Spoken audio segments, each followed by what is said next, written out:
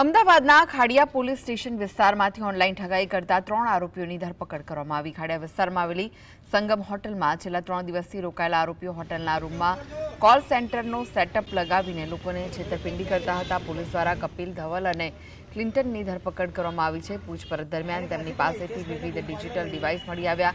આરોપીઓ અમેરિકન નાગરિકોને internet application મારફતે ફોન કરી લોન અપાવવાની લાલચ આપતા અને 150 થી 200 યુએસ ડોલર પડાવતા હતા। મેળવેલા ડોલર પોતાના એકાઉન્ટમાં ટ્રાન્સફર કરી ભારતીય રૂપિયા મેળવતા હતા। પોલીસે છેતરપિંડી અને ખોટી ઓળખનો ગુનો નોંધ્યો છે।